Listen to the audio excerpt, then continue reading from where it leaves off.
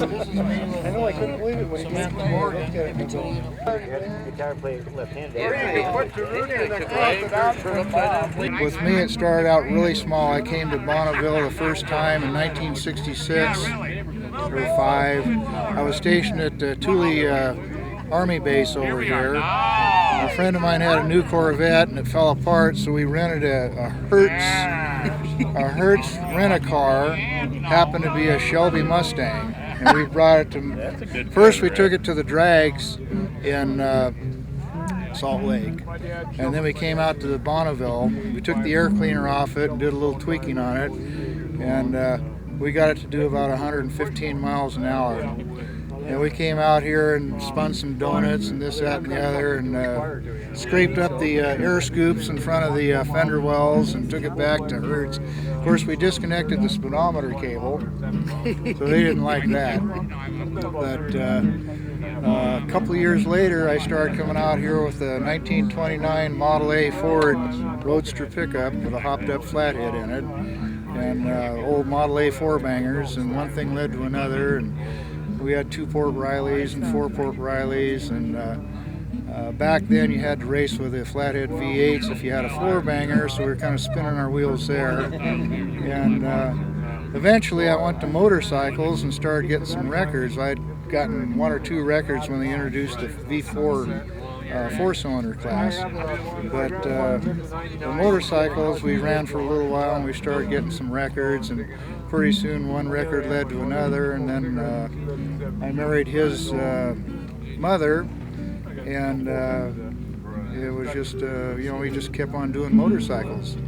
And then we fixed up a 49 Ford business coupe for Gail to drive, and I built her a 300-inch flathead, and she ran it at El Mirage and did quite well at El Mirage. And it just, but it's a family affair. To me, it's something that develops over a period of time. And I see these people going to the Suzuki shop and buying a brand new motorcycle and come out here and setting records, and I think, Jesus Christ, man, it took me 20 years before I even saw a record or knew what a record was, you know? And, God. I've always wanted to try it, but I've just never. You know, it's just like, this is home. This is home for me. I've known a lot of people, and Teague and Nolan White and all the big guns.